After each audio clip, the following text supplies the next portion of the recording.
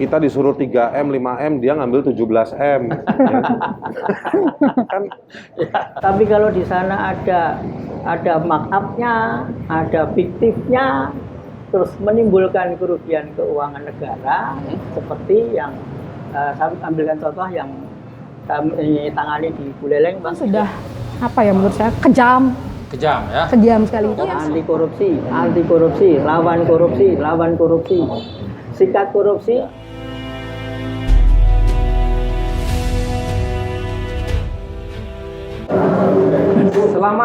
Selamat sore podcast Netizen Indonesia. Sore hari ini kita berjumpa lagi dalam acara obrolan warung kopi di Asa Kopi Restoran. Sore hari ini kita memasuki edisi yang ke-9 dan kita akan mengangkat tema tentang benarkah dana pemulihan ekonomi nasional dan penanggulangan COVID-19 ini bisa berpotensi menjadi ladang korupsi baru, ya. Nah, itulah yang akan menjadi tema kita sore hari ini. Sore hari ini kita sudah kedatangan para narasumber, yaitu di sebelah kanan kami ada Bapak Utama Wisnu SHMH. Beliau saat ini menjabat sebagai Wakajati Bali, ya. Sebelahnya sudah tidak asing lagi, ya, sering kita tonton di berbagai acara talk show di level nasional, yaitu Bung Haris Azhar SHMH. Beliau adalah mantan koordinator Kontras, ya. Kemudian beliau juga adalah aktivis HAM dan anti korupsi yang sudah kita kenal cukup lama. Dan di sebelahnya adalah ada Mbak Rosita. Dia adalah salah satu aktivis mahasiswa yang tergabung dalam DPM atau Dewan Perwakilan Mahasiswa Universitas Udayana Bali. Sementara kita kasih aplaus dulu buat para narasumber. Baik, acara ini akan dipandu oleh saya sendiri, Agus Samijaya, sarjana hukum, ya. Dan sore hari ini kita akan mencoba mengupas tuntas benarkah soal gelontoran dana pemulihan ekonomi nasional yang nilainya hampir kurang lebih 700 triliun itu bisa berpotensi menjadi ladang korupsi baru. Baik, untuk pertama mungkin saya ingin minta pandangan dari Bang Azhar, ya, Bang Haris, ya. Bang Haris, ini kan pemerintah ini begitu mendapatkan pandemi COVID, ini ada suasana takfos, ya, suasana extraordinary, di mana pemerintah harus mengeluarkan budget yang cukup besar, yang nilainya hampir 700 triliun, mendekati 700 triliun. Nah, sementara sebetulnya di kalangan birokrasi sendiri seperti kegagapan, ya, belum siap, infrastrukturnya belum siap dan lain sebagainya. Nah, kira-kira bagaimana menurut pandangan Bung Haris nih soal gelontoran dana yang begitu cepat, harus diserap dengan cepat, ya, tetapi juga harus tetap akuntabel. Gimana kira-kira pandangan Bung Haris? pandangan atau pendengaran? Pendengaran, pandangan, pendapat, kritik, boleh saja. Jadi gini, ada beberapa hal yang ingin saya sampaikan sebelum masuk menjawab pertanyaan. Ya. Satu, ini kan situasinya 3 dimensinya namanya wabah. Ya. Nah, wabah ini bisa dibilang semacam kayak bencana yang meluluh lantahkan situasi kita bersama-sama. Untuk itu, kalau menurut WHO, Organisasi Kesehatan Dunia, ini harus perangnya, kalau bahasanya tentara tuh perang semesta. Perang semesta. Ya. Semua digerakkan, semua mengambil peran untuk melawan wabah ini dengan peran dan porsinya masing-masing.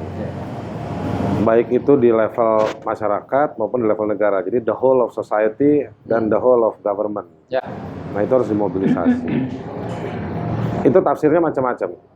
Tergantung dengan karakter, budaya, situasi pemerintahan di setiap wilayah negara masing-masing. Itu jadi punya kekhasan masing-masing. Tapi dari semua itu tetap rasionalitas dalam tata kelola situasi yang tidak normal harus diseimbangkan. Betul. Saya nanti akan balik ke poin itu. Tetapi untuk melanjutkan poin yang lainnya lagi adalah bahwa selain potensi penyalahgunaan budget tadi itu, pemberdayaan ekonomi itu di tengah situasi ini, ada satu hal juga yang cukup penting, mungkin bisa dibahas di podcast berikutnya, itu soal ketidakadilan alokasi budget.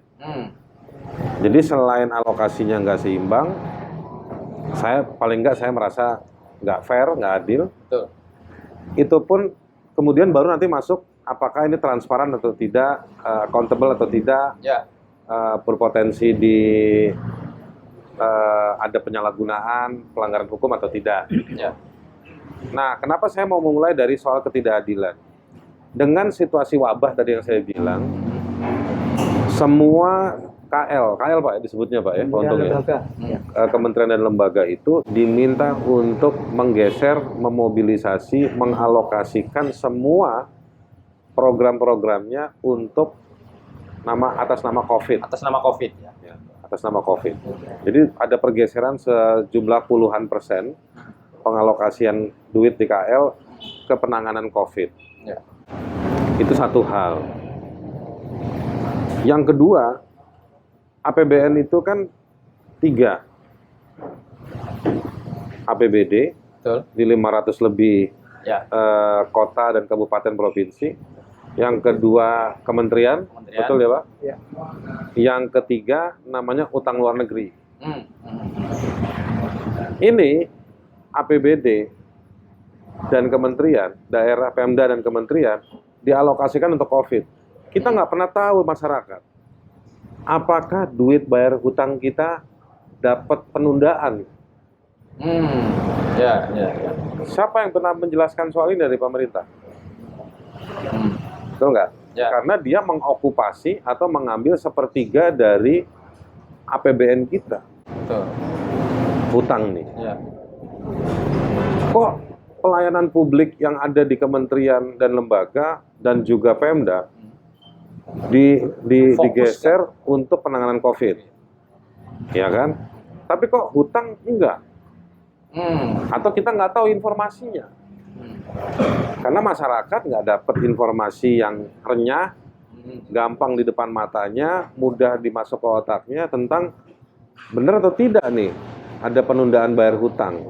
Jangan-jangan negara gagal negosiasi dengan para pemilik piutang, yang tempat di mana kita berhutang, gitu. Oke? Nah, jadi alokasi ini udah fair atau belum? Gitu, ya. Ketidakadilan lagi di mana pengalokasian itu? Siapa yang sudah mengakses dampak dari ketika ini dialokasikan untuk COVID?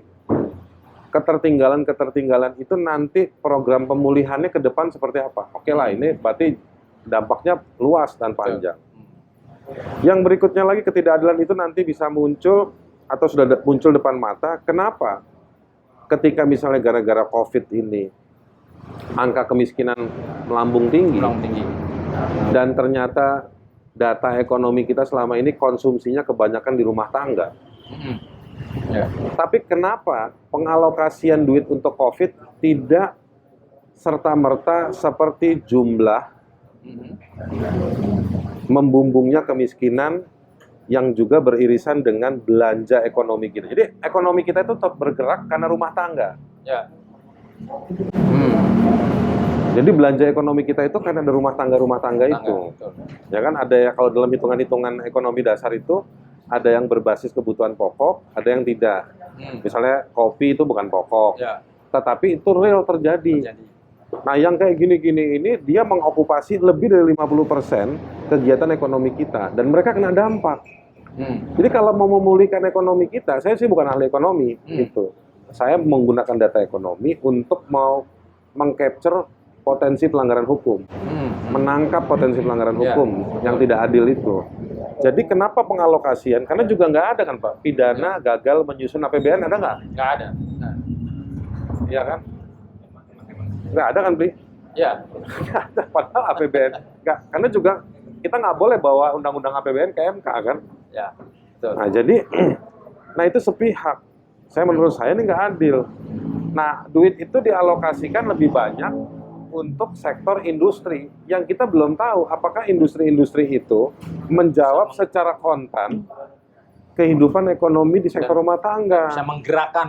Misalnya apa? Ada pemberian budget yang besar kepada industri sawit. Apa urusannya?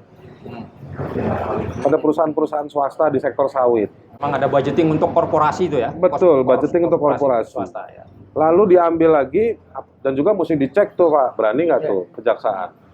Biaya, ini bercanda aja Pak, biaya tempat tinggalnya Sandiaga Uno di Bali. Ya kan?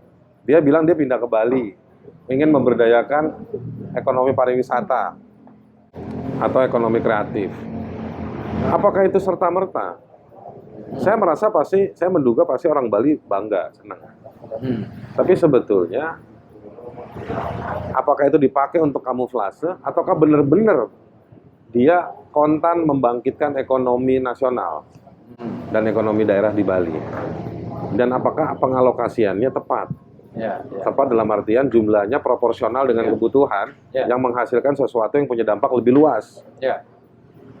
Nah, jadi sampai di situ, saya mau bilang bahwa masuk ke pertanyaan tadi beli moderator, saya mau bilang begini, potensi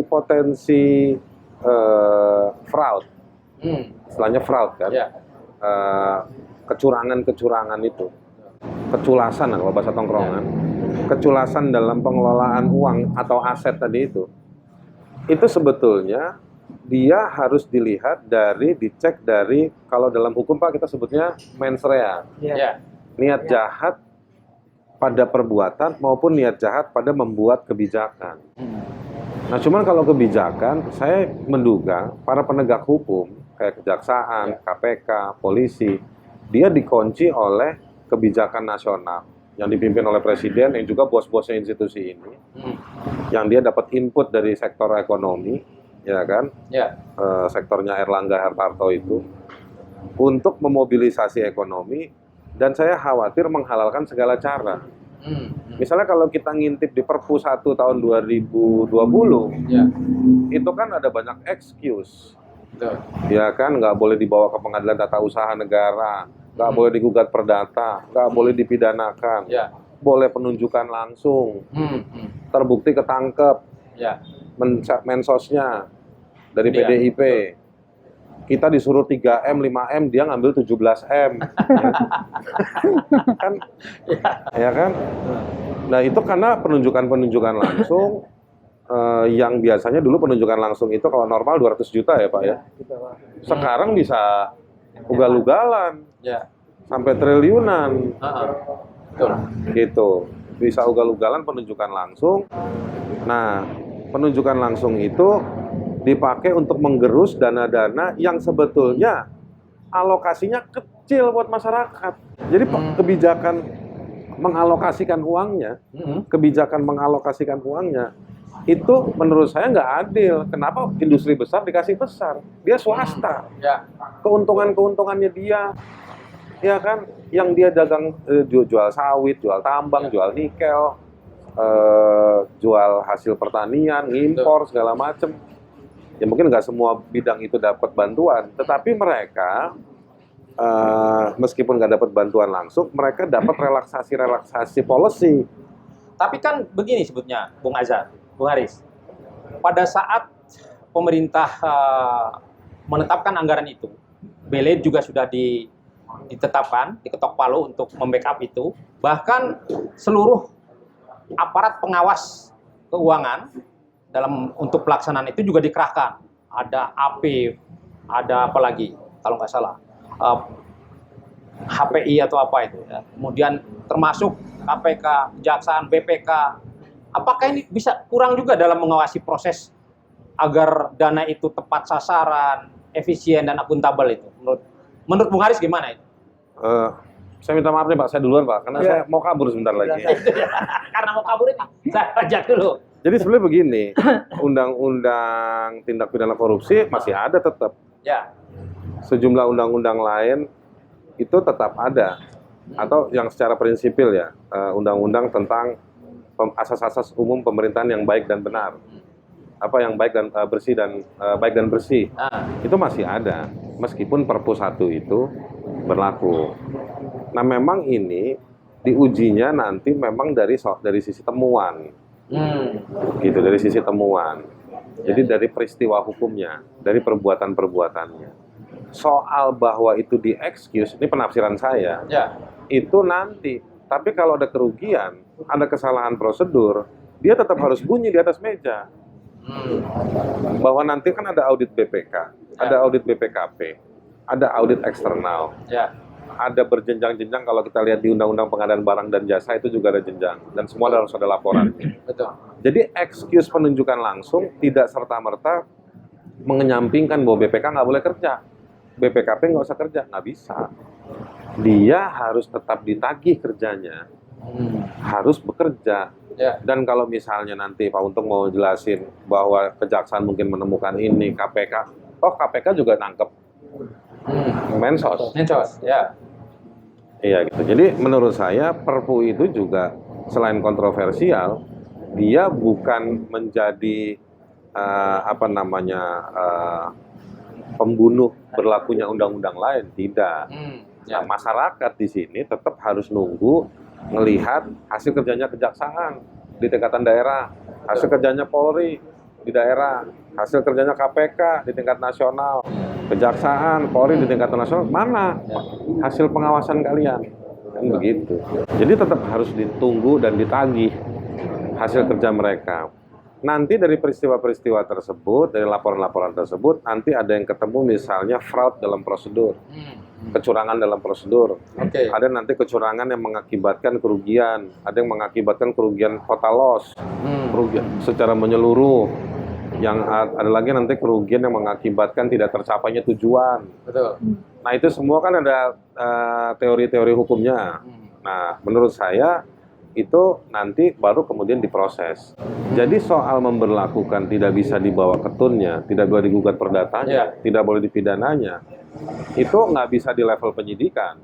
Itu di keputusan nanti. Di keputusan. Karena kerugian sudah terjadi.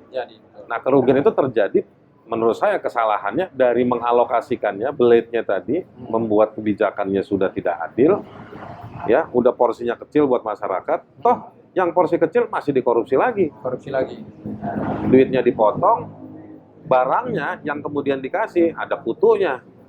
Saya pernah dapat gambar di Indonesia Timur, botol kayak gini Pak, diisi minyak curah, terus botolnya udah pengek-pengek. Gitu. Udah expired. Padahal kalau kita lihat di kantor Kementerian Sosial di Jakarta, mungkin budgetnya ini berapa belas ribu. Tapi kalau begitu kan kualitasnya kira-kira mungkin hanya tidak sampai belasan ribu. Curah. Nah, jadi menurut saya dia masyarakat itu di tengah kesulitan ini, di tengah mereka menjadi termiskinkan oleh situasi, termiskinkan oleh situasi itu artinya gini, mereka nggak dapat pendapatan, terus mereka mau keluar dari kemiskinan juga susah, karena situasi COVID ini nggak membuat mereka mudah untuk bekerja, gitu. Nah, itu karena situasi itu memiskinkan mereka, bantuannya diperkecil alokasinya, zonanya, kemampuan negara diperkecil, lalu distribusinya juga dihantam lagi. Nah, jadi bantuan-bantuan ini nggak membangkitkan mereka untuk keluar dari diskriminasi dan kejahatan yang berlapis-lapis, multiple crimes. Ya itu nggak membenahi mereka. Jadi di level ini, yang level peristiwanya, nah itu para penegak hukum tetap harus bekerja. Bahwa dimaafkan atau tidaknya nanti diujinya. Gitu, di yaumil akhir kira-kira. Jadi sebetulnya dari aspek penerbitan belednya sendiri itu sudah mengandung sebetulnya itu ketidakadilan ya itu sebenarnya tugasnya DPR, bukan tugasnya penegak hukum. Levelnya lain. Tapi saya mau menggambarkan bahwa saya tadi ingin menggambarkan bahwa yang kecil sudah dipotong aja masih dikorup. Dan kalau berpotensi dikorup, dia tetap harus dibunyikan. Betul. Jadi ya nggak juga semuanya korup. Ada yang sudah baik, tapi dia berpotensi karena ini suasana pandemi, kan seolah-olah semuanya boleh. Nah, padahal ini adalah situasi-situasi yang berpotensi otak bulus makin mulus dalam menjalankan kejahatannya. Gitu. Ini ruangnya mereka nih. Betul. Ya. Kalau ada yang bilang, "Oh, mereka nggak ada perasaan." Ya kita ngomong perasaan, dia mah nggak ada ngomong perasaan. Ya kan? Kira-kira begitu, ada kesempatan dihantam sama dia. Oke. Ya, menarik sekali tadi netizen Indonesia soal menurut Bang Aris bahwa sebetulnya dari sisi balance-nya pun sudah mengandung ketidakadilan ya. Alokasi dana itu justru lebih besar kepada korporasi swasta yang cukup besar. Nah, saya sekarang mungkin ke Pak Wakajati nih, Pak. Ini kan ada situasi yang memang di satu sisi ini situasi darurat ya. Extraordinary, harus serba cepat dan lain sebagainya. Sementara saya katakan tadi di awal bahwa pejabat pun seperti gagap. Gagap itu satu, dana digelontorkan, tetapi dia ada ketakutan juga. Ketakutan dalam arti dalam proses pengelolaannya, penggunaannya dan lain sebagainya. Ya, karena memang ini juga selain digelontorkan, ada lembaga-lembaga pengawas yang ikut dilibatkan gitu, dalam proses ini. Nah, kalau menurut Pak Wakajati, apa yang kira-kira seharusnya dilakukan agar dana itu benar-benar terserap, ya, dan jatuh ke masyarakat secara tepat sasaran? Ya. Kira-kira bagaimana, Pak? Ya. Makasih, moderator Bang Azhar, rekan Rosita. Atas izin Bapak Kajati, saya duduk di sini menyampaikan salam untuk netizen terkait dengan menyikapi adanya indikasi dalam dugaan tindak pidana korupsi atau dikorupsinya penyaluran dana PEN, pemulihan ekonomi nasional. Sebetulnya pimpinan kami Pak Jaksa Agung sudah memberikan beberapa arahan-arahan, termasuk juga ada program, Pak. Ada program, ada program prioritas kejaksaan. Salah satunya ya di samping penegakan hukum seperti kita, namun dalam kondisi pandemi ini ada beberapa dana-dana berupa untuk pemulihan ekonomi nasional yang digelontorkan ke seluruh Indonesia yang nilainya sekian triliun. Hampir ada sendiri beliau memberikan arahan supaya kawal dana itu. Betul. Dan kawal dalam artian pencegahannya maupun penindakannya. Betul. Tidak hanya dikawal terus nanti berjalan, kita tidak monitor, terus ketika ada penyimpangan kita biarkan saja, tidak. Jadi ketika kita melakukan pencegahan, kita berikan sosialisasi, berikan warning kepada pemerintah daerah ataupun pelaksana ya, pelaksana yang mendapatkan program PEN ini berupa dana-dana tersebut untuk tidak melakukan fraud tadi. Kemudian kalau sudah diperingatkan, Pak, kemudian dibina juga tetap masih juga, ya. Mungkin syaratkan dari oknum tersebut yang memang selalu melakukan perbuatan yang menyimpang. Nah, ketika ada penyimpangan tersebut sudah kita lakukan pencegahan, tetap ada penyimpangan, kita lakukan penindakan, Pak. Tetap kita lakukan penindakan. Mana prosedur yang tidak dilakukan kalau itu sampai administrasi. Tapi kalau di sana ada markup-nya, ada fiktifnya, terus menimbulkan kerugian keuangan negara, seperti yang kami ambilkan contoh yang kami tangani di Buleleng, Bang. Ya, itu kasus yang cukup Buleleng itu meledak juga.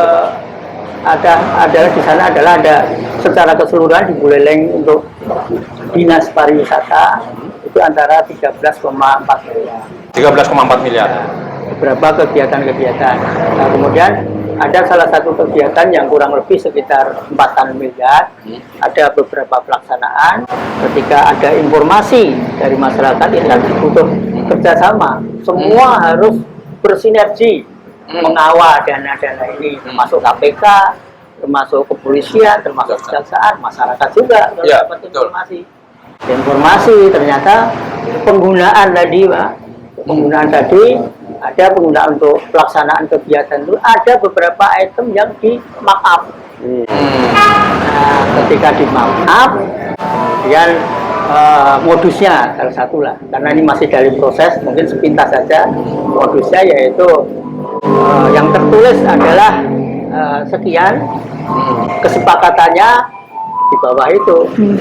Nanti kelebihan tadi yang sudah dibayarkan ke Susuknya. hotel, ke susuknya tadi, Balik lagi. kemudian balik no itu, nah, itu kembalikanlah ke oknum. Kita tidak bicara mengenai jenazah, oknum tersebut.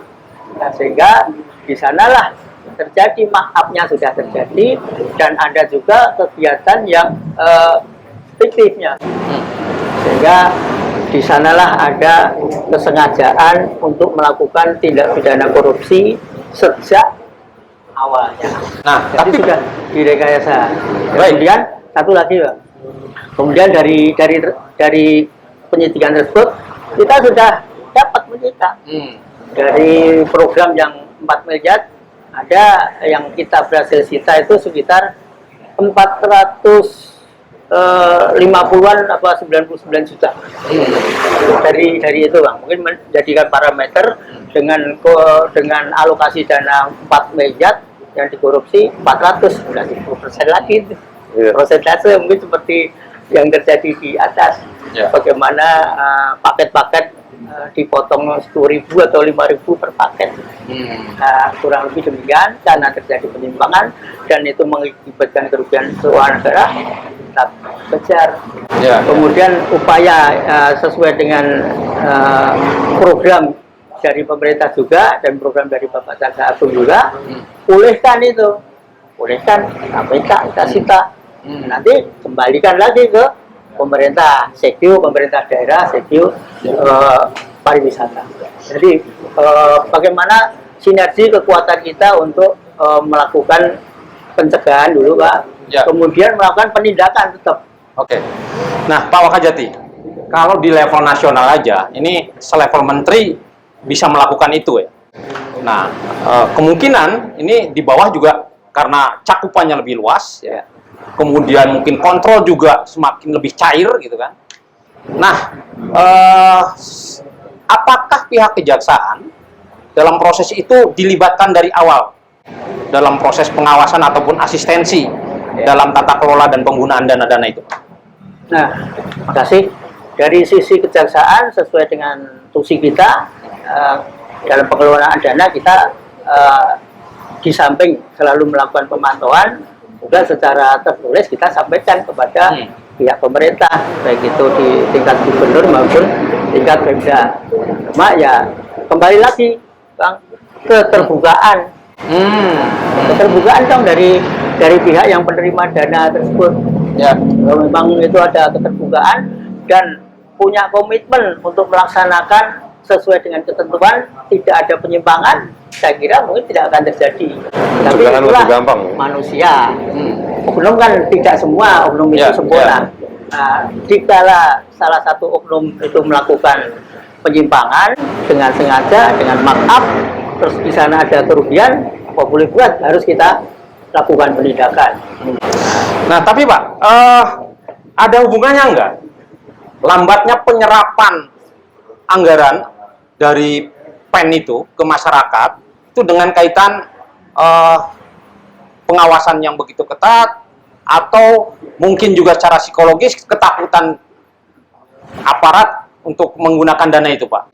Sampai Pak Jokowi teriak-teriak, ini tolong dana segera diserap, tolong dana diserap, karena sampai November 2020 itu baru 31% dana yang terserap, Pak, dari anggaran itu. Menurut Bapak gimana ini, Pak? Ya, yang penting adalah niatannya dari penerima penggelontoran dana tersebut, di mana kalau memang dia komitmennya untuk melaksanakan tanpa mengambil di sana, tidak akan terjadi. Tapi dari sisi kami kejaksaan melalui Penkum juga kita memberikan sosialisasi kepada ya bahkan ke anak sekolah CMS bisa masuk sekolah maupun program Datul yang melakukan pendampingan. Kita secara formal bahkan kita menawarkan, ayo tak bantu untuk melakukan pendampingan kalau saudara atau instansi saudara ada permasalahan hukum, misalnya ketika ragu-ragu untuk melaksanakan suatu kegiatan, padahal ada aturannya sudah jelas, laksanakan. Cuma kita mencegah supaya walaupun ada aturan kelonggaran, tapi jangan disalahgunakan seperti tadi yang disampaikan Bang Asep tadi, bahwa sudah dilakukan kelonggaran, yaitu penunjukan. Kalau penunjukan nggak menerima feedbacknya, ya nggak akan dari korupsi. Nah, dalam realistisnya Pak, dalam realitanya, pihak kejaksaan itu dilibatkan dalam proses rencana penggunaan dana, pengelolaan dana dan lain sebagainya itu. Dalam realitasnya, tadi Bapak menyatakan sampai mengajukan surat resmi dan lain sebagainya. Dalam realitanya bagaimana, Pak? Itu bentuk keaktifan kita. Kita keaktifan kita bahwa di sini semua aparat penegak hukum ini kan intinya adalah untuk mengawal itu. Betul. Program kita sudah ada program, Pak. Sejak awal kita sudah tawarkan. Kalau kita tawarkan mereka nggak buka, kita masuknya susah ya melalui pemantauan dari luar, Pak. Kalau kita diberikan kuasa, ini misalnya dari Sekda provinsi memberikan kuasa atau memberikan permohonan bantuan hukum untuk mendampingi, kita dampingi. Selama ini di Bali ada nggak Pak itu, Pak? Untuk di Bali? Ada beberapa pendampingan. Ada beberapa pendampingan. Yang di Buleleng itu didampingin nggak sebelum? Nah itu, yang di Buleleng. Kebetulan tidak. Kebetulan tidak. Jadi memang nggak didampingi. Mungkin belum didampingi. Kalau yang Gianyar, yang penerimaan pinjaman dari lembaga peminjaman itu ada. Kita dampingi terus dan sudah mulai terlaksana. Gara-gara nggak didampingi jadinya malah jadi diperiksa ya Pak ya? Bukan nggak ada didampingi. Di Buleleng maksudnya? Bukan gara-gara tidak didampingi, Pak. Memang harus ada didampingi atau tidak. Kalau didampingi itu tetap ada niat, nyelip juga. Kan niatnya, Pak. Kita juga berniat baik untuk mendampingi. Tapi kalau kita sudah dampingi aja, kadang mudah-mudahan tidak ada. Kadang masih ada, ya kita lakukan penindakan. Netizen Indonesia, kita break dulu di sesi pertama ini dan kita akan lanjut ke sesi berikutnya. Terima kasih.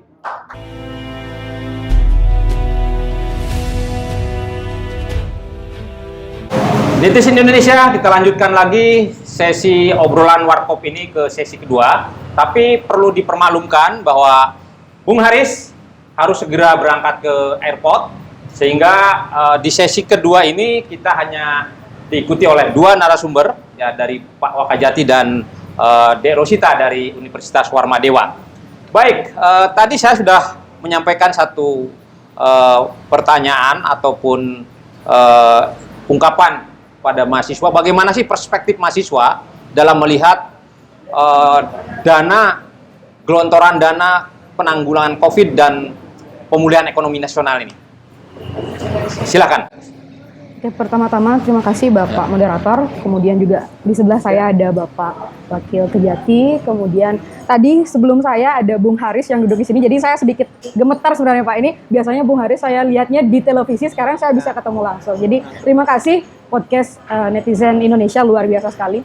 Jadi kalau misalnya ditanya dari sisi saya begitu sebagai mahasiswa, bagaimana melihat kondisi sekarang kita di tengah pandemi yang notabene ini kan kondisi sulit Pak ya. Selain ini memang tidak kita harapkan atau bisa dibilang alam lah begitu. Kemudian ditambah dengan memang perekonomian semakin hari semakin memburuk begitu, masyarakat saya rasa sudah kehabisan akal lagi untuk apa sih yang harus mereka kerjakan. Sebenarnya saya ingin mengungkapkan dua opini saya ya begitu, yang mungkin dari diri saya sendiri itu melihat.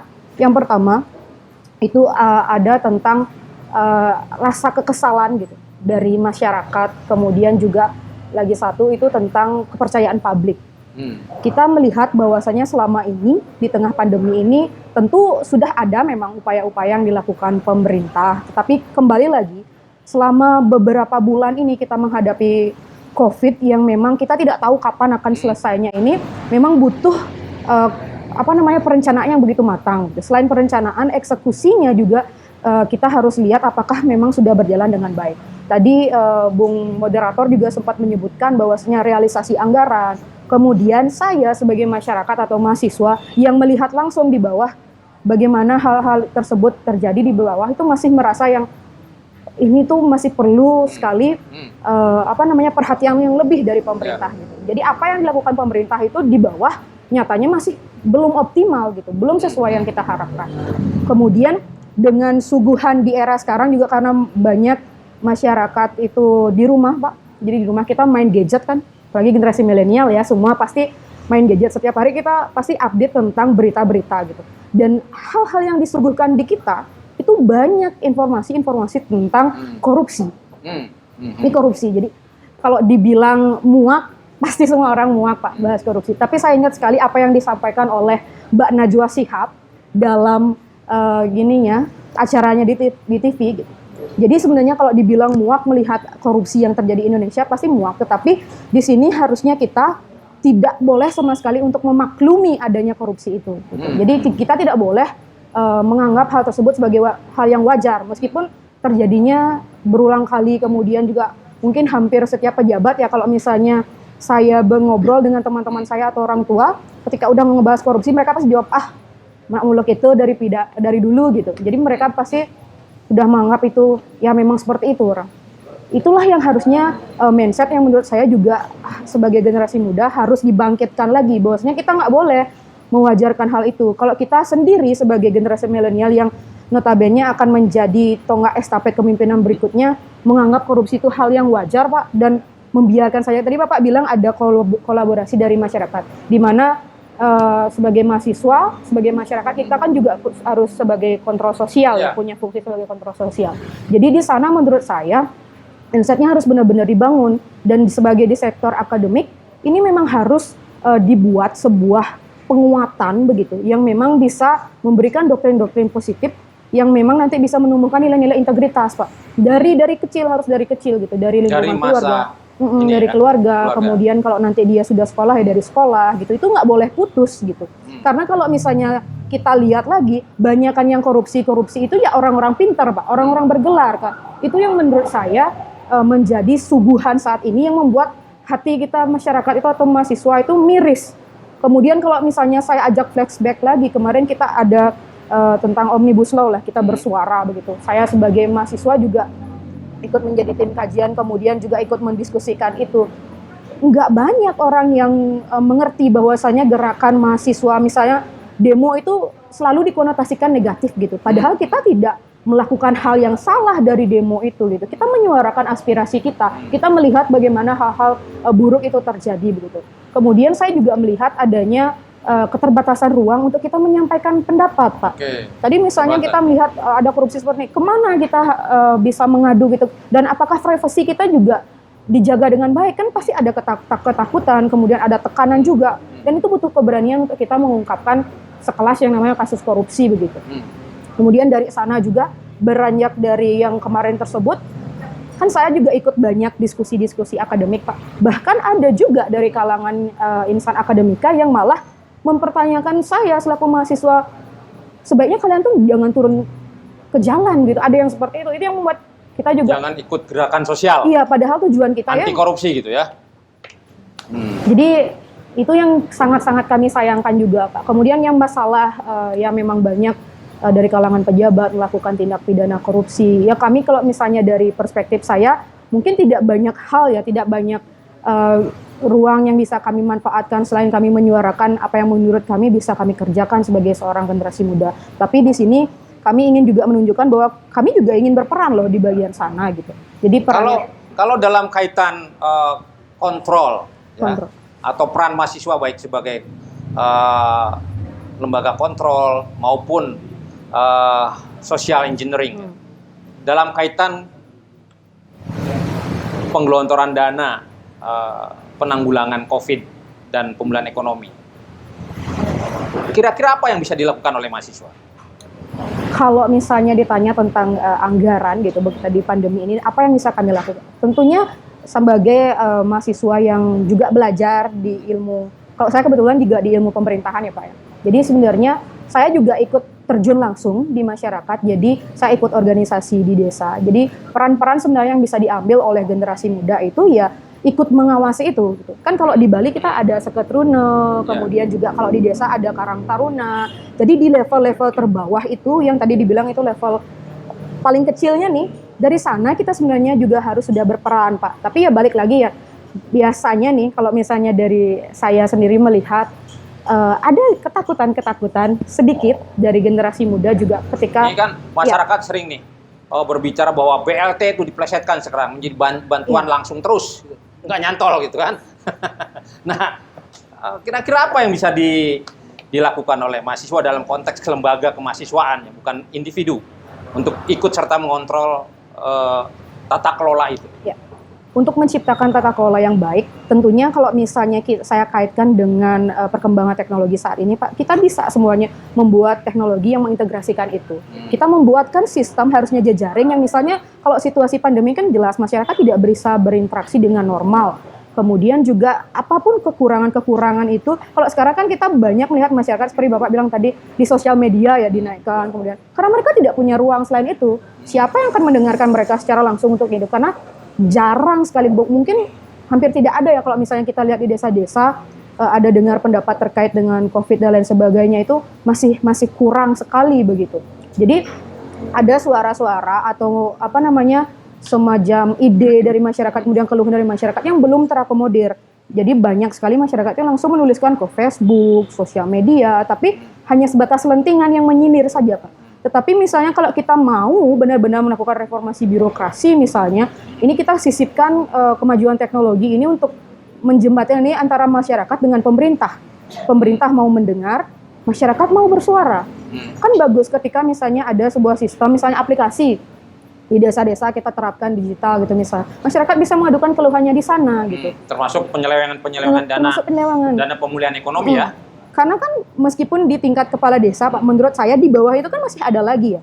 Ada stafnya, kemudian kalau di Bali ada klien banjarnya. Jadi kadang-kadang kan di sini mungkin sudah selesai, tapi di bawahnya lagi seperti itu. Jadi ini korupsinya sudah mendarah daging begitu. Sudah masuk sampai ke bawah sekali. Bayangkan dari dana yang tadi dibilang, dana yang kecil saja sudah mulai dikorupsikan. Itu sudah menjadi contoh yang sangat buruk ya, yang menurut saya keterlaluan kalau hal tersebut terjadi di era pandemi ini. Udah orang sudah susah, kemudian dibuat susah lagi. Dosanya itu. Pernah nggak sih mahasiswa menemukan misalnya bantuan BLT itu kan kalau nggak salah satu paket nilainya 600.000 ya. Tiba-tiba isinya cuma Indomie 1, minyak goreng 1, sama sarden 1. Pernah nggak, Pak? Jatuh di sana. Bapak pernah nggak Pak bener itu? Ya? Kalau Itu pernah nggak mahasiswa menemukan atau dapat pengaduan atau apalah dari masyarakat? kalau di daerah saya sih Pak kebetulan belum, dan semoga saja tidak ya. Tetapi kalau misalnya kita ikuti dari berita-berita begitu yang kemarin, yang tadi Bung Haris nyinggung berasnya putuan, kemudian minyaknya isinya setengah, kemudian botolnya isi mengkerut lagi begitu kan. Itu juga ada yang kemarin mie-nya yang harganya sekian ribu diganti dengan mie yang kualitas di bawah. Itu kan sudah menurut saya kejam Ya. kejam sekali. Itu yang saya Korupsi bilang itu kejam ya. kejam, kekecewaan kita tuh ada di sana. Kemudian ini kan juga berimplikasi kepada kepercayaan publik, Pak. Ya. Kalau misalnya itu yang saya bilang seperti yang dikatakan Mbak Najwa Shihab, ketakutan kita di generasi muda atau masyarakat itu bahwa satu hari nanti mereka mewajarkan, udah ngeliat korupsi, udah biarin aja. Emang kayak gitu loh pejabat kita. Dianggapnya budaya. Dianggapnya budaya. Dan dengan seperti itu teman-teman, buruk, jadi kalau misalnya kita mewajarkan itu sebenarnya kita sama aja kalah dua kali. Kita sudah kalah dengan koruptornya, kemudian kita juga kalah secara dengan cara membiarkan itu. Jadi di kemudian hari maka malah semakin banyak karena kita kan membiarkan itu terjadi gitu. Baik. Sekarang saya ke Pak Wakajati nih, Pak. Pak, memang problemnya di lapangan dalam kaitan dengan pengelolaan atau tata kelola dana PEN ini memang sangat kompleksitas ya, sangat kompleks banget. Nah, kalau dari pandangan Pak Wakajati, seharusnya seperti apa sih pemerintah daerah ya dalam proses pengelolaan itu? Apakah dia harus bersinergi dengan pihak-pihak instansi terkait, termasuk dengan pihak aparat penegak hukum dan lain sebagainya, sehingga dana pengelolaan itu benar-benar tepat sasaran, akuntabel seperti yang kita inginkan semua gitu. Sebab kalau tidak, masyarakat ini kan yang sebetulnya menjadi korban gitu. Kira-kira menurut Bapak seperti apa, Pak? Ya, terima kasih. Idealnya begitu. Ya, sebetulnya terima kasih mengenai penyaluran dana yang berkaitan dengan Kemdikbud oleh masing-masing provinsi maupun daerah, baik kota maupun kabupaten. Sebetulnya aturan, ketentuan itu sudah ada. Sudah ada. Bagaimana mekanismenya, bagaimana tata caranya, bagaimana persyaratannya. Kembali lagi Pak ke oknum tadi. Sebagus-bagusnya aturan, kalau oknumnya memang punya niat sejak awal, pasti aja tetap akan terjadi korupsi. Memang nggak bisa ditolak lagi, tapi bukannya kita terus menyerah seperti tadi yang disampaikan. Tidak ada kata menyerah dalam hukum tersebut. Bahkan sampai langit runtuh pun kita tetap kata-kata Yunani itu kan. Kita tetap untuk menegakkan hukum. Termasuk juga peran serta masyarakat. Nah, kebetulan dari mahasiswa ini kan salah satu komponen masyarakat. Nah, kewajiban juga ada ketentuannya kalau masyarakat diberikan ruang peran serta untuk melakukan penegakan hukum atau mencegah tindak pidana korupsi. Kami juga punya salurannya, yaitu di Penkom. Penkom itu kami memberikan penyuluhan-penyuluhan. Macam-macam, ada narkoba di sana, ada korupsi juga. Kadang kita membawa tokoh masyarakat atau mahasiswa kalau mau ikut serta dalam menyuarakan anti korupsi sebagai contoh lah. Sebagai contoh, nih mahasiswa saya bersih, saya akan lakukan penindakan. Bisa saya mencegah, ikut akan ditampung oleh kejaksaan. Bisa kita menampung untuk bersama-sama mengedukasi masyarakat. Betul. Supaya ikut mengontrol matanya terbuka, tidak hanya sekedar mungkin chatting aja. Betul. Tapi ketika ada penyimpangan langsung laporkan. Takut. Kalau lapor takut nanti kerahasiaan dari pelapor akan kita lindungi. Betul. Pasti akan kita lindungi itu. Nah, tidak akan kita ikut segala macam. Kewajiban dari masyarakat dalam rangka penegakan hukum untuk tidak pidana korupsi ini adalah untuk berperan serta, melaporkan, menginformasikan, ikut mengedukasi, melaporkan. Kita punya salurannya. Nanti ada salurannya dari bidang kita untuk menampung segala temuan masyarakat. Walaupun semua ya, baik mengenai masalah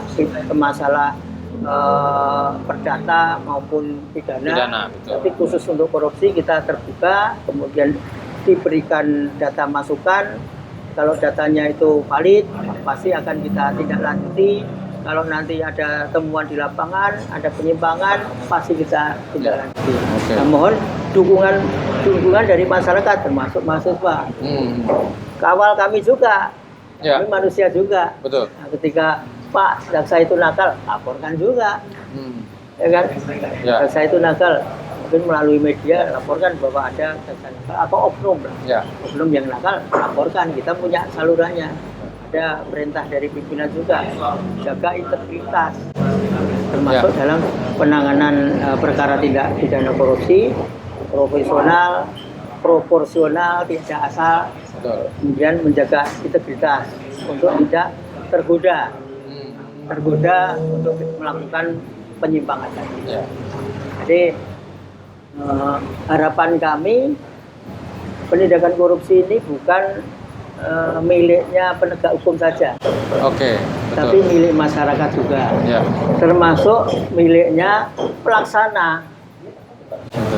Pelaksana yang dilaksanakan oleh instansi ya, masing-masing dinas maupun masing-masing lembaga untuk tidak melakukan korupsi tersebut.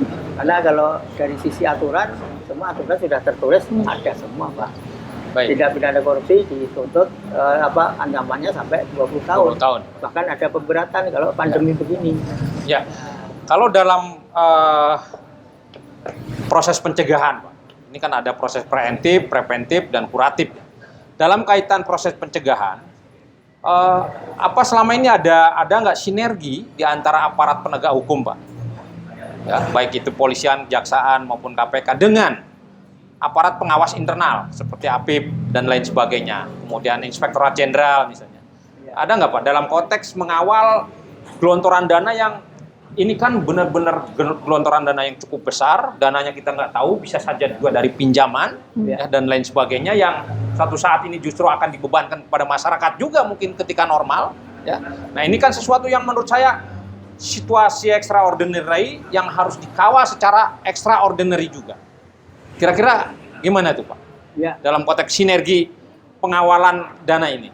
Ya, kalau koordinasi antara aparat penegak hukum memang harus ada, Pak, dan ada untuk penanganan korupsi. Misalnya salah satunya ada suatu kerjasama antara KPK, kepolisian, dan kejaksaan. Betul. Ketika satu lembaga ini sudah menangani, Ya.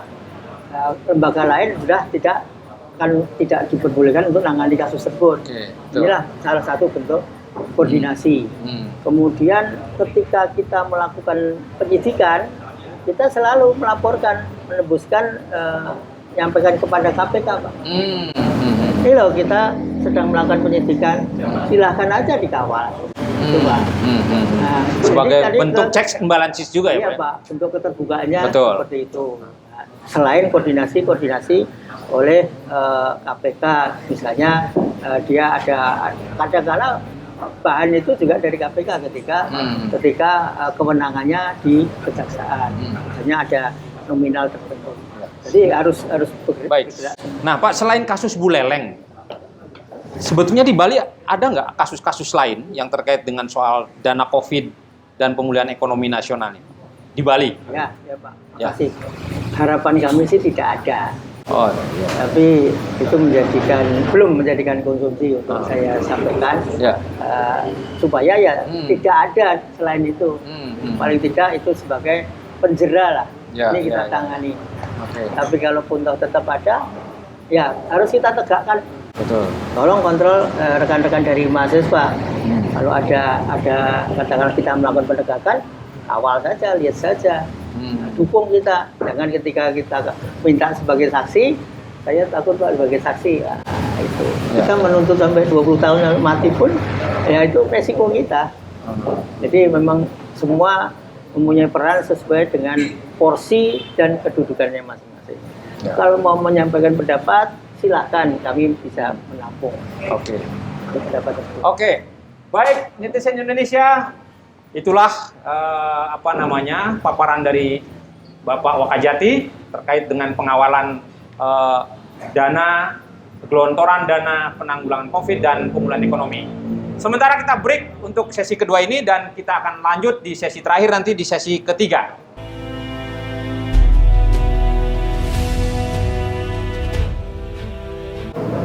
Pemirsa netizen Indonesia, kita lanjut lagi ke sesi ketiga dan merupakan sesi terakhir.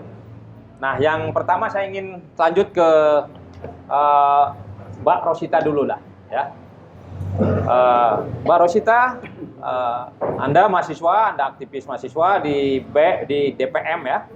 Nah, ya korupsi ini kan kejahatan extraordinary crime, ya. Kejahatan luar biasa. Kemudian banyak orang karena terlalu lihat korupsi itu sudah dihukum tinggi juga ternyata masih banyak kejadian terjadi korupsi dan lain sebagainya. Kemudian masyarakat akhirnya apatis. Apa yang bisa mahasiswa lakukan untuk itu? Misalnya, perlukah gerakan anti korupsi ini menjadi gerakan sosial, bukan hanya sekedar gerakan hukum? Oke, terima kasih Pak. Jadi ini menarik ya. Jadi apa sebenarnya yang bisa kita lakukan gitu? Kalau jelas dari sisi kami dari mahasiswa tentunya di bagian edukasi. Tadi Bapaknya juga menyebutkan ada kolaborasi. Bagus Pak. Kami malah menunggu gitu. Kami ingin ada lebih banyak lagi ketika misalnya ada yang masuk ke kampus, ada program-program segitu yang memang merangkul kami sebagai mahasiswa gitu, sebagai generasi muda. Kemudian pertanyaannya apakah perlu gitu gerakan anti korupsi ini kita jadikan gerakan sosial? Perlu. Jadi ini memang harus dijadikan sebagai nilai-nilai ini harus kita, nilai-nilai anti korupsi ini kita harus tanamkan sejak kecil kepada masyarakat gitu. Jadi mulai dia dari lingkungan keluarga sampai kapanpun lah gitu. Biar kita siapa tahu nantinya di antara ini akan jadi pejabat publik atau bagaimana. Jangan sampai kita lupa dulu pernah sama-sama, mungkin juga kebanyakan begitu Pak ya, yang korupsi itu juga aktivis dulu, mungkin sebelum beliau juga dulu sama-sama menyuarakan itu, tapi pada akhirnya terjerumus juga. Jadi kalau misalnya saya ingat-ingat kembali, ada kesempatan, kemudian juga ada keinginan, dan lagi satu ada kewenangan, dia punya power untuk melakukan itu, jadi semakin kuat korupsinya. Kemudian dengan nanti misalnya kita buat sekolah edukasi anti korupsi, kita perbanyak Pak. Kemudian diskusi-diskusi seperti ini, saya sangat senang sekali sebagai mahasiswa begitu diajak untuk berdiskusi sama netizen Indonesia. Di sini kan bagian juga mencerdaskan yang menonton Pak ya. Mencerdaskan yang menonton. Kemudian kalau kita sisipkan terus nilai-nilai ini melalui brainstorming, kemudian edukasi, sedikit tidaknya lama-kelamaan akan menyantol nilai-nilai tersebut gitu. Jadi perlu sekali ini menurut saya, kalau bisa di semua sektor lembaga itu punya programnya sendiri untuk merealisasikan, menanamkan nilai-nilai anti korupsi ini Pak gitu. Bukan hanya di kejaksaan tapi di lembaga-lembaga lain juga. Kemudian di perguruan tinggi juga mempertimbangkan ini itu sebagai poin penting. Contoh yang saya bisa sebagai bagian dari kurikulum mungkin ya. Selain sekolah kurikulum dasar, di organisasi Pak. Jadi kalau misalnya kalau ada BEM, kemudian ada DPM, organisasi-organisasi lain, di sana itu sebenarnya adalah bentuk kita untuk mengimplementasikan apa yang kita dapatkan. Salah satunya ya nilai-nilai anti korupsi. Dalam memimpin, itu kita kan harus transparan, belajar dengan teman-teman. Jadi memimpin yang kecil saja, kita harus belajar transparan, jujur, mengelolanya dengan bersih gitu. Ketika di sini berhasil untuk mengelola yang berikutnya kan pasti akan lebih mudah begitu, karena kita berlandaskan organisasinya kita jalankan dengan baik. Menurut Mbak Rosita perlu nggak sih misalnya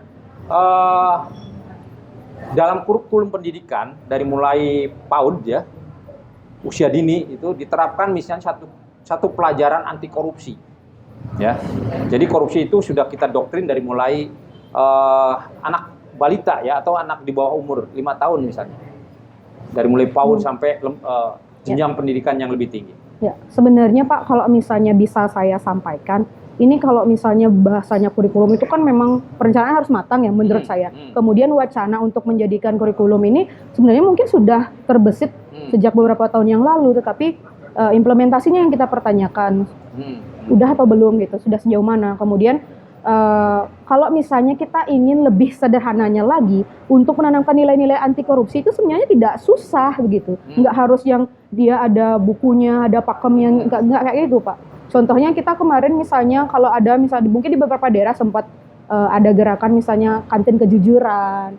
Kemudian juga kalau misalnya dalam sehari-hari dalam belajar tidak menyontek pun juga bagian dari nilai-nilai itu. Di Bali ini kan masyarakat adat cukup kuat, struktur adatnya kuat. Misalnya gerakan anti korupsi itu dicantumkan dalam awik-awik, di mana orang yang terbukti korupsi misalnya dispekang. Setuju nggak menurut Mbak Rosita? Setuju. Spekang itu dikucilkan. Dikucil. Jadi ada beberapa mungkin seperti itu Pak ya. Jadi kalau misalnya dari perspektif saya mendukung gitu. Jadi artinya desa adat sendiri atau masyarakat adat itu peduli begitu. Jadi mereka sudah pasti tidak ingin bahwasanya di lingkungan mereka atau desa mereka ada yang menyalahgunakan kewenangan gitu. Tetapi pertanyaannya apakah masyarakat sudah mau seperti itu? Kan nyatanya kan juga bisa belum tentu seperti itu Pak ya. Kita beberapa daerah mungkin ada, tetapi beberapa daerah lagi belum gitu, karena aweg-aweg setiap desa itu kan berbeda-beda. Mungkin disinilah peran selain mungkin pendidikan anti korupsi, nilai-nilai agama juga, moralitas itu juga sangat penting. Jadi di sini kan harus kolaborasi, bisa disisipkan melalui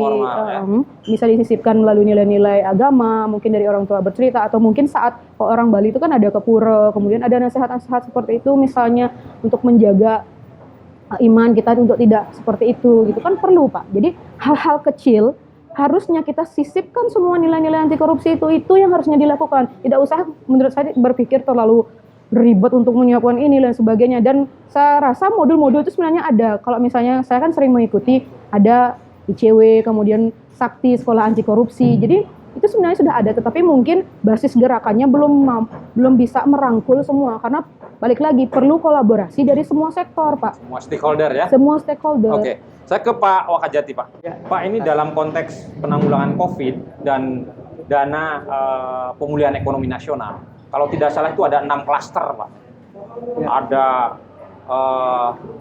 bansos, kemudian kesehatan, bantuan insentif korporasi, dan lain sebagainya. Ada 6 klaster kalau nggak salah.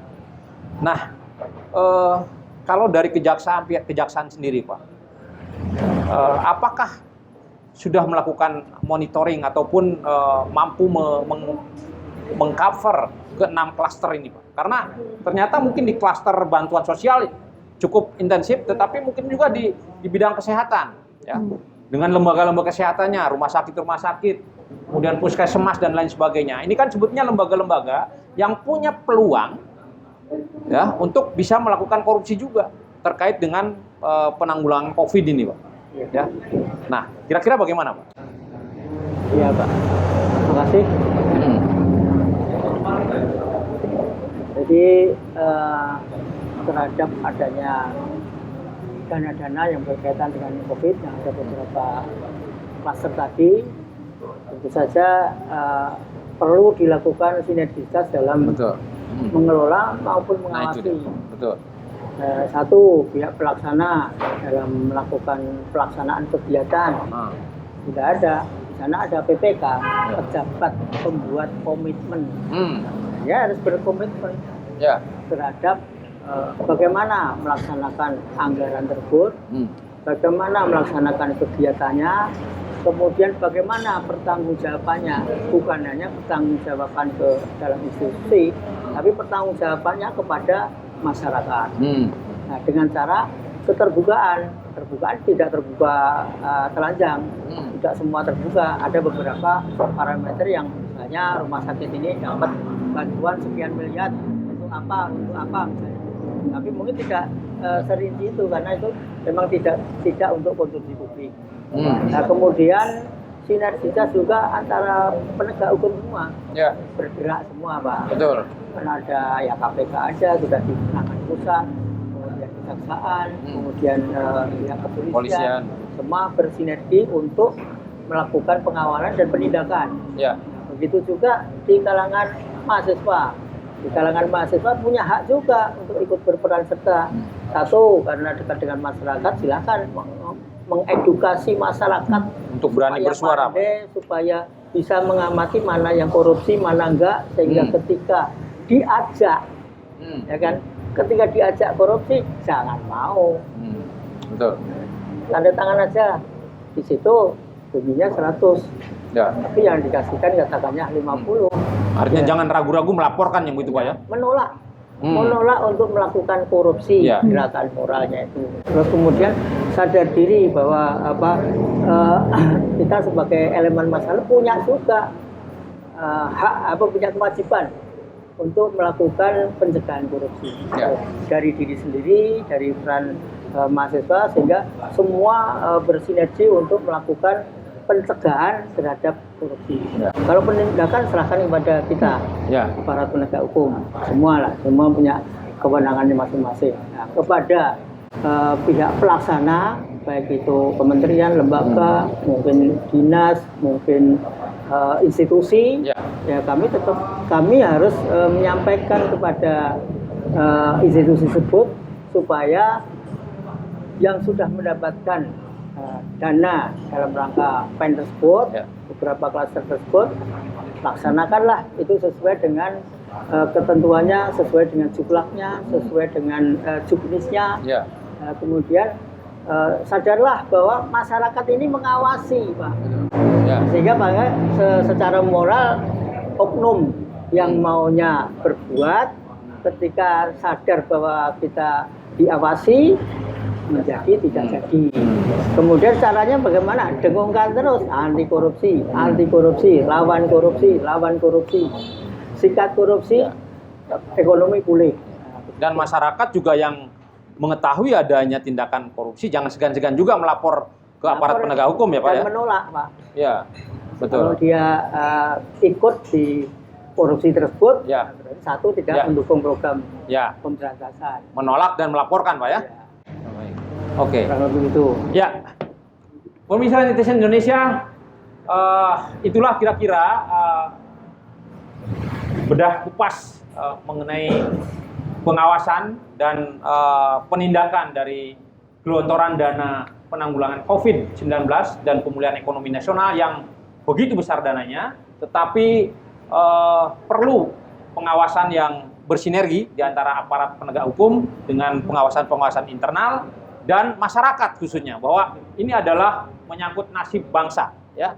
Jadi jangan sampai gara-gara ada oknum yang berniat berkorupsi, masyarakat menjadi lebih sengsara, terpuruk gara-gara dana ini tidak tepat sasaran dan lain sebagainya. Dan jangan ragu-ragu bahwa ketika ada oknum yang mau mengajak berkorupsi, tolak dan langsung laporkan kepada aparat penegak hukum. Kira-kira itu yang bisa kita kupas di pertemuan sore hari ini. Mudah-mudahan bermanfaat buat kita semua. Terima kasih Pak Wakajati. Terima kasih De Rosita. Kita akan bertemu lagi di podcast netizen sesi berikutnya. Selamat sore.